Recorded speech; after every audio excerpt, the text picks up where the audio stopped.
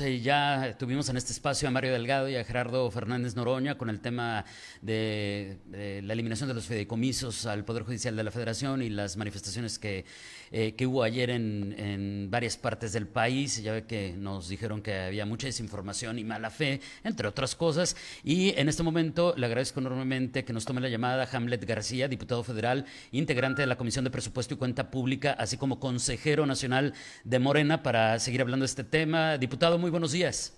David, muy buenos días, y a toda la audiencia, a tus órdenes. Gracias. Pues de entrada su posicionamiento, diputado, en torno a las manifestaciones que ayer hicieron trabajadores del Poder Judicial de la Federación con este tema de la desaparición de los fideicomisos. Pues todos los ciudadanos de este país tienen derecho a la protesta, tienen derecho a la manifestación de las ideas y a realizar peticiones pacíficas frente a las autoridades. Entonces, pues eso está garantizado por la Constitución. En la izquierda también hemos tomado las calles en muy diversas ocasiones para plantear cuestiones a las autoridades. Entonces, pues es un ejercicio legítimo de un derecho. Lo importante es que se tenga la información de qué causa se defiende y por qué. Entonces coincidiría con otros líderes de Morena, diputado, en el sentido de que sí ha habido mucha mala fe y desinformación, y en todo caso, ¿cuáles serían los principales puntos que habría que aclarar? Pues es lo mismo que decían con el recorte al Instituto Nacional Electoral hace un año. El INE pedía, cuando todavía estaba Lorenzo Córdoba y Ciro Murayama, 25,000 millones de presupuesto. Se aplicó un ajuste del 20%, se concedieron 20,000 millones en números redondos. Decían que iban a cerrar los módulos de credencialización, que iban a correr a la gente, que nadie iba a tener a tiempo su identificación para votar, que estaban en riesgo las elecciones en el Estado de México y en Coahuila, que no iban a poder comprar las mamparas, las urnas, los crayones, que no iban a poder darle mantenimiento a los edificios. Nada de eso ocurrió. Se dio el ajuste y todo siguió normal. ¿Por qué? Porque nos enfocamos en la eliminación de los privilegios, lujos y excesos en la cúpula del Instituto Nacional Electoral. Y ahora es la misma narrativa, y te voy a decir por qué es la misma narrativa. Porque el personal de comunicación de Lorenzo Córdoba ahora trabaja para la ministra Norma Piña. Entonces es la misma receta, pretendiendo pues atemorizar a la ciudadanía de que no va a haber juzgados, que no va a haber tribunales abiertos. Eso es falso. Para empezar, porque el Poder Judicial Federal tiene un cuantioso presupuesto cada año. Y en segundo lugar, porque el fondo que se mantiene de los 14 que existían es el Fondo para Apoyo de Administración de Justicia. Entonces, ese fideicomiso sí está destinado para las labores que tiene el Poder Judicial Federal. Los demás, pues, están relacionados con compensaciones complementarias para mandos superiores, con mantenimiento de casas, habitación de jueces y magistrados, con las propias pensiones para los magistrados y los jueces. El grueso de los recursos entonces estaba destinado a las cúpulas del Poder Judicial Federal y no a la prestación de los servicios relacionados con derecho de administración de justicia. Entonces, diputado, insistiríamos en todo caso en que efectivamente esos beneficios o las pensiones para los trabajadores del Poder Judicial, magistrados, por lo que entiendo es punto y aparte, en cuanto a esto que nos acaba de mencionar, esos no se van a ver afectados. Fíjate que los trabajadores al servicio del Estado, en cualquier órgano de carácter federal, tienen acceso al ISSSTE. Entonces ellos, desde el día 1 que entraron, están cotizando ante las instituciones de seguridad social.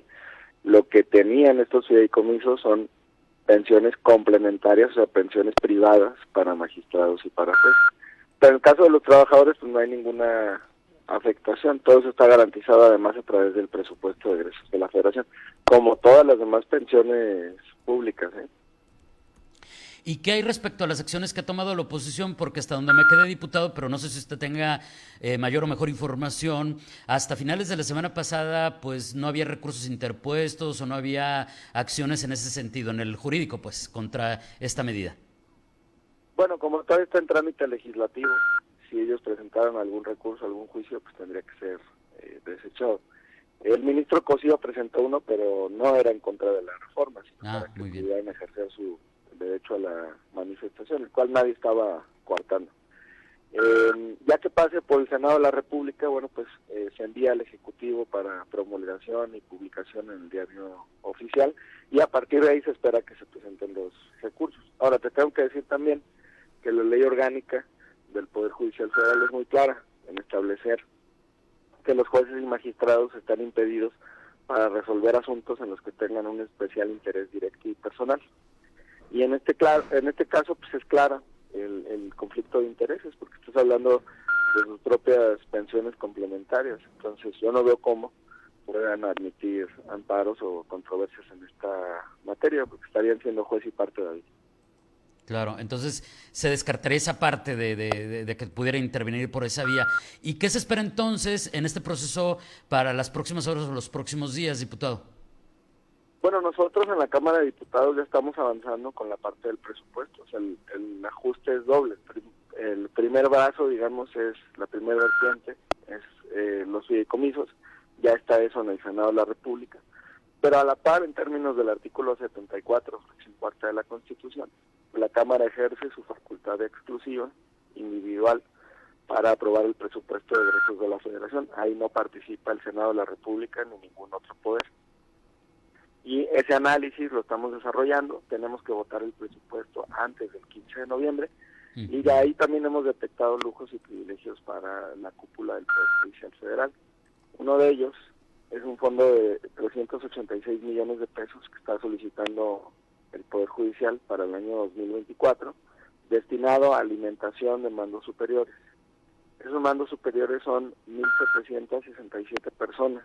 De los más de 50,000 trabajadores que tiene el Poder Judicial Federal, solo 1.767 personas tienen acceso a estos casi 400 millones de pesos para alimentos de mandos superiores. Se trata de los jueces, magistrados y directores generales, secretarios generales, otros altos cargos que tiene el Poder Judicial Federal.